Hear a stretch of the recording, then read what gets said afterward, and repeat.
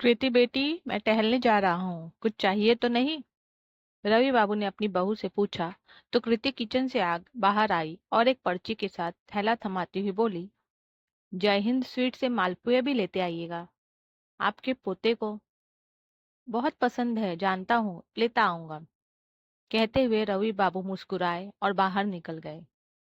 Government school के principal के पद से रिटायर होकर रवि बाबू पत्नी संग खुशहाल जीवन अपने गांव में ही व्यतीत कर रहे थे। उन्होंने एक आलीशान मकान बनवाया था। वह मकान गांव और शहर को जोड़ने वाली मुख्य सड़क पर ही था।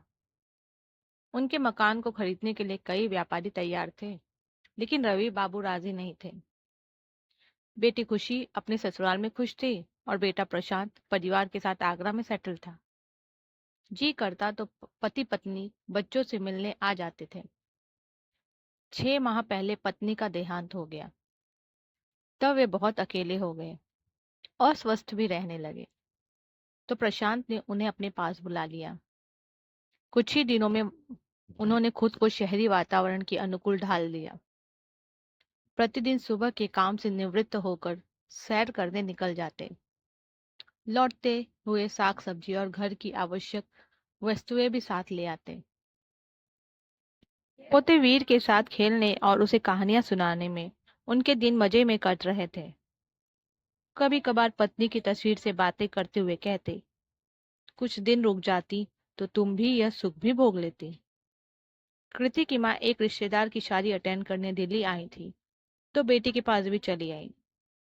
समधी जी से हाल समाचार पूछकर वो दोपहर में बेटी के साथ बातें करने लगी।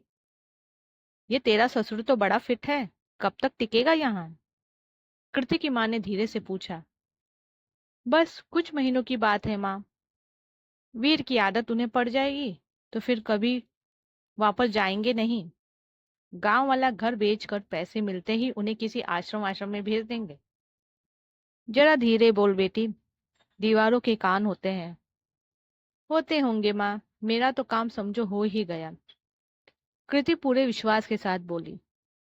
अगली सुबह रवि बाबू कृति बेटी कहकर नहीं पुकारे तो कृति ने उधर उधर देखा। उनके कमरे में गए। बिस्तर साफ सुथरा देखकर उससे कुछ शक हुआ। ससुर को फोन करने के लिए उसने मोबाइल उठाया तो उनके नंबर से आया मैसेज देखकर वो पढ़ने लगी। कृति बेटी, मैं जा रहा हूँ। तुम लोग मुझे प्रिय हो, लेकिन अपना सम्मान तथा पत्नी का निवास अति प्रिय है। मैं रिटायर हुआ हूँ, लेकिन बहरा नहीं हूँ। मेरी मृत्यु का समाचार तुम लोगों को मिल जाएगा। याद रखना कि इस घर पर खुशी का भी उतना ही हक है जितना कि प्रशांत का। और हाँ, जब तुम्हारी बहू आए तो उसे अवश्य कहना कि धीरे बोले, क्योंकि दीवारों के भी कान होते हैं। वो चकित थी। क्या हुआ? तेरा चेहरा सफेद क्यों पड़ गया?